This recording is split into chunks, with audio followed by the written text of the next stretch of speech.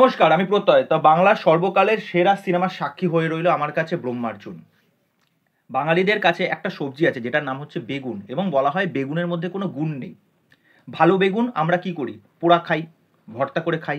কানা বেগুন আর হচ্ছে পোকা বেগুন, এইগুলোর কিন্তু খুব একটা ইউজ হয় না। কিন্তু ওই কানা বেগুনের কানা অংশটাকে সরিয়ে ওই ছোট ছোট পোর্শন কেটে ওটার কিছু কিছু সবজিতে ব্যবহার হয়, মাছের কোনো আইটেমে ব্যবহার করা হয়, ঝোলে ব্যবহার করা হয়। কিন্তু এই সিনেমাটার মধ্যে সেই গুণাগুণও নেই। এটাই হচ্ছে মেন বিষয়। কেন বললাম, এই উদাহরণটা টানলাম এই জন্যই, যে কানা বেগুনেরও কিছু গুরুত্ব থাকে, কিন্তু এই সিনেমার অ্যাকচুয়ালি কোনো গুরুত্ব নেই। এই সিনেমার গল্প নিয়ে আলাদা করে কিছু বলার নেই, কিন্তু এই সিনেমাটা যার মাথায় এসেছে, হ্যাঁ, পরিচালক, সে কানা বেগুনের থেকেও মানে মানে বৃহত্তর লেভেলে। মানে তার এই চিন্তা ভাবনাকে স্যালিউট এবং সালাম জানাই, এবং তাকে না রীতিমতো মানে পুরস্কৃত করা হোক এরকম একটা থট প্রসেসের জন্য। আর এখানে যাদের কাস্টিং করা হয়েছে, এই সিনেমার জন্য আবার প্রমোশন, এই সিনেমার জন্য আবার কেক কাটিং, এই সিনেমার জন্য আবার প্রিমিয়ার, যেখানে কেউ মানে মাছি মারতেও যায় না।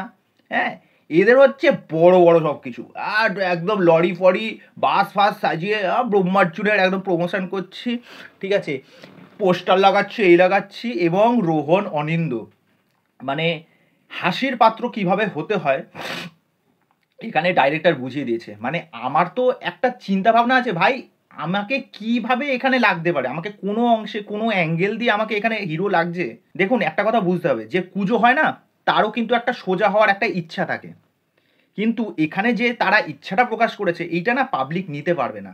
আর সবচেয়ে বড় কথা হচ্ছে সিনেমার গল্প। সিনেমার গল্প মানে আলাদা লেভেলেরই চলছে। আমি তো যাই আমাদের কল্যাণী সঙ্গম সিনেমা হলে, সঙ্গম সিনেমা হল এই সিনেমাটাকে নেয়নি। তাহলে কোন সিনেমা হল নিয়েছে? আমাদের এখানে রানাঘাটের সিনেমা হল, যেটাকে বলা হয়, এক কথায় বলা হয় পানু সিনেমা হল। এবার কেউ যদি আমাকে বলে পানু মানে কি, তাহলে আমি বলতে পারবো না। পানু যদি আপনারা না জানেন তাহলে কিছু বলার নেই। খুবই স্বল্প মূল্যে ওখানে 1.5-2 ঘন্টা আনন্দ উপভোগ করার জন্য সকলে যায়। তা ওরকমই একটা হলে আমাকে গতকাল যেতে হয়েছিল, এবং ওখানে যারা গেছিল তারা অ্যাকচুয়ালি কেউ ব্রহ্মার্জন দেখার জন্য যায়নি, এবং ওই সিনেমা হলটা নিয়েছে। কেননা ওই সিনেমা হলটা জানে যে অ্যাকচুয়ালি ওখানে যারা আসে তারা কেউ সিনেমা দেখতে আসে না।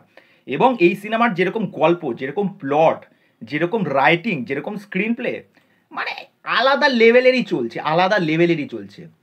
কোনো কিছু নেই, কোনো কিচ্ছু নেই। যে যার মতো আসছে, যে যার মতো ডায়লগ দিচ্ছে, এই ক্যারেক্টার ঢুকছে, এই ক্যারেক্টার বেরিয়ে যাচ্ছে। হ্যাঁ, মানে অযাচিত কতগুলো স্ল্যাং, যেখানে সেখানে গান পুট করে দিচ্ছে। কোনো ক্যারেক্টার, কোনো বিল্ড আপ নেই, কোনো কিছু নেই। অ্যাকশন মানে তস্যজালি। এবং এই সিনেমার প্রোডাকশন ভ্যালু মানে আলাদা লেভেলের। মানে ওই টম ক্রুজের শেখা উচিত, মানে প্রোডাকশন ভ্যালু কাকে বলে। ঠিক আছে, মিশন ইম্পসিবলের টিম আসুক দেখতে ব্রহ্মার্জুনের, মানে কি বলবো, প্রোডাকশন ভ্যালু কত। আর আরেকটা বিষয় হচ্ছে, এখানে হিন্দি অ্যাক্ট্রেসদের নেওয়া হয়েছে। আমাদের এখানে এরকম তর্ষক খাজা সিনেমা করলে আমাদের বাংলা সিনেমার নিয়ে চিন্তাভাবনা কী হবে তাদের। এবার একটা জিনিস ভাবুন, ওনাদের এক্সপিরিয়েন্সটা কী হলো, যে এরকম ধরনের খাজা সিনেমা বানায় এরকম পরিচালকরা, এই জন্য বাংলার হচ্ছে এই দশা। অনুরাগ কশ্যপ কী খারাপ বলেছিল? হ্যাঁ, তখন তো সবাই খুব মাতামাতি করেছিল যে এইটা বলা উচিত হয়নি। এরকম যদি খাজা কাজ করে, এরকম যদি ওই বলিউড থেকে যদি লোকজন নিয়ে এসে যদি বলে যে এরকম কাজ দেখায়, বা পাবলিক যাচ্ছে না সিনেমা দেখতে, রীতিমতো খিস্তি মারছে, মানে টর্চার। এইসব সিনেমা সিনেমা না, টর্চার এগুলো। আর কেন আপনি 60 টাকা, 130 টাকা বা 200 টাকা, 150 টাকা দিয়ে এই সিনেমা দেখবেন? বাইরে রেস্টুরেন্টে যান, ভালো খাবার খান, এইসব সিনেমার পাশে থাকার দরকার নেই। এবং এইসব সিনেমা আমি আপনাদেরকে রেকমেন্ডও করবো না। সবচেয়ে অবাক লাগে যারা এই সিনেমাটাকে ভালো বলছে। এবার তারা কেন বলছে এটা তো জানাই কথা, এটা কি আপনাদেরকে আর গুছিয়ে বলে দিতে হবে? বলার দরকার নেই। কারা কারা এই সিনেমাটার খুব ভালো প্রশংসা করেছে, মধু দিয়ে, ঘি চন্দন দিয়ে ভালো করে প্রলেপ করে আপনাদের সামনে প্রেজেন্ট করেছে। আপনারা তাদের বরাবরই সিনেমা নিয়ে চর্চা দেখেন। এবং আরেকটা তাজ্জব ব্যাপার হচ্ছে, আমাদের খুব পরিচিত একজন রয়েছে, আমি নাম বলবো না, তা সে আবার নাকি এই কাজের অংশ ছিল।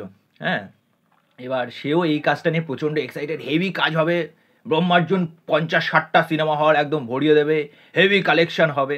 এবার তাকে নিয়ে তো রীতিমতো খিল্লি হয়েছে। আচ্ছা, এই সিনেমা কালেকশন আসছে তো শনিবার, শনিবার আসুক, তাহলে বুঝতে পেরে যাব। আমি এই শেষমেশ একটা কথাই বলবো, এইসব সিনেমা দেখার থেকে আপনি একটা ভালো রেস্টুরেন্টে গিয়ে খাবার খেয়ে আসুন, আপনার প্রিয়জনের সাথে একটা ভালো জায়গায় গিয়ে ওই 2-2.5 ঘন্টা স্পেন্ড করে আসুন।